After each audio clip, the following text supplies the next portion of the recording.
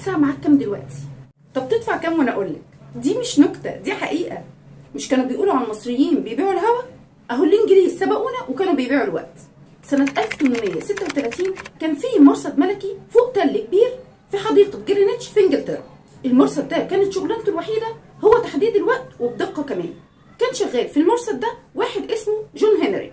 وتخيل بقى كميه الفراغ اللي الناس كانت عايشه فيه وقتها. كانوا بيجوا من اماكن بعيده جدا في لندن للمرصد ده علشان يعرفوا الوقت. فكر جون هنري ان هو يبدا يعمل مشروع يبدا بيه حياته، اهو يكون مستقبله. وبدا يقنع الناس اللي بيجوا من اخر الدنيا دول ان هو هيقدر يوفر عليهم المجهود ده كله، ويجي لهم لحد عندهم يظبط لهم وقتهم ويقول لهم الساعه كام. واول ما بدا العملاء ابتدوا يقتنعوا، وبدا يزيد عددهم من 50 ل 200 واحد. وعلشان يبدا جون هنري مشروعه كده على ميه بيضه، اول حاجه عملها ان هو قدم استقالته وبدا يلف في شوارع لندن على حصانه وينادي الساعه يا اللي عايز تظبط الساعه. وبدات الناس تجيله من كل انحاء لندن ويظبطوا ساعتهم على ساعته اللي كان اسمها ارنولد، وكانت بتتميز ان هي مظبوطه بالملي. وبدات الفلوس تجري كده في ايده. 20 سنه حقق فيهم مكاسب خياليه، عقبالنا لما نبيع الهوا ونكسب. لغايه ما مات سنه 1856. ووقتها كان ظهر التلجراف، وكان ممكن الناس وقتها يعرفوا الوقت بكل سهوله. لكن تقول ايه بقى، القديم يحلى.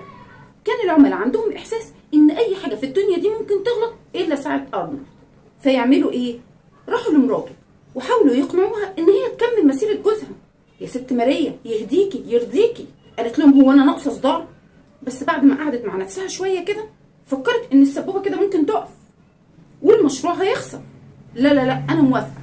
وهوب ركبت حصان جوزها وبدات تلف في شوارع لندن تبيع الوقت لحد سنه 1892. ده اكيد بالنسبه لهم كان مشروع العمر.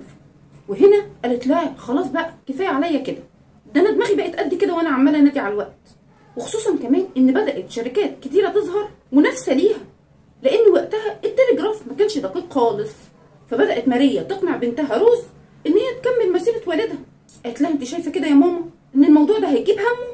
قالت لها يا بنتي ما تخيبيش امل ابوكي فيكي. وظهرت روز على الساحه اللي الناس سموها ميسيس جرينتش. ولكن اول ما ظهرت روز ظهر اكبر منافس ليهم، الراديو. وكان كل شويه يذيع الوقت وبدقات الساعه كمان. وبالرغم من كده روز ما فقدتش الامل وفضلت تلف في الشوارع تنادي على الوقت لمده 48 سنه ما غابتش فيهم ولا يوم، لحد ما بقى سنها 86 سنه. ده احنا بنجيب اخرنا على 40. 86 سنه وكانت هتكمل، لكن اللي حصل لا كان على البال ولا على الخاطر.